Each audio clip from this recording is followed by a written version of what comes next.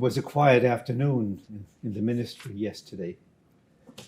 With the cold and the pandemic, few people passed through. Even the Gregorian chant in the foyer was on tilt because of some mechanical problem that I didn't know how to correct. However, it was easier for me to review the scriptures and begin to put some thoughts on paper. And it wasn't long before receiving an inspiration. If we love one another, God remains in us, and his love is brought to perfection in us.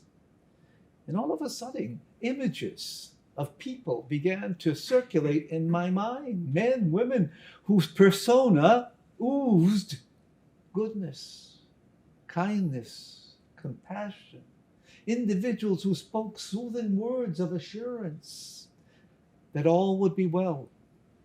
No specific faces came to mind, rather a collage, a composite picture of Jesus Christ. If we love, St. John said, God's love is brought to perfection. How do we know, though? How do we know?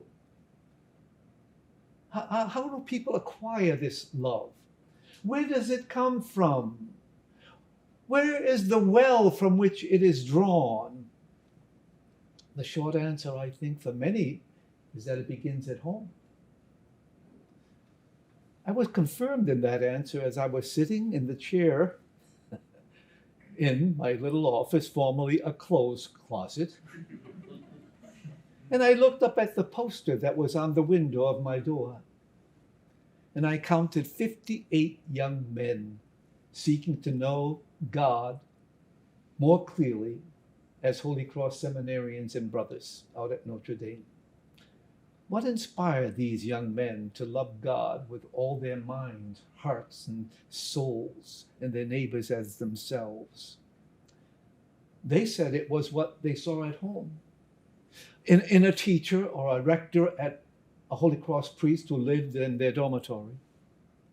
The kindness of mentors, coupled with God's love, diminished fear of reaching out to grasp the hand of God and asking to walk with him.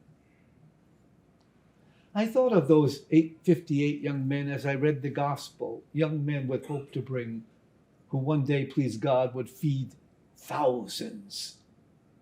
I thought of them knowing that they too would encounter storms, as did the disciples who thought Jesus was a ghost. Today, our church, by the way, is celebrating the life and work of St. John Neumann. Talk about someone who oozed love. He arrived in the United States from the former Czech country, where he was told that he didn't need any more priests. He was a seminarian. So he came to the Americas with one set of clothes and $1 in his pocket. And he ministered in Western New York, a place of great hardship, staying overnight in taverns and celebrating Mass on kitchen tables. He was quoted as saying once, if you're going through hell, keep going. And he was a legend. Eventually, he joined the Redemptorists and was named the Bishop of Philadelphia. And God's love was brought to perfection in him, and thousands came to know the love that God had for them through this man, who once said, God sees every one of us, and he creates every soul for a purpose.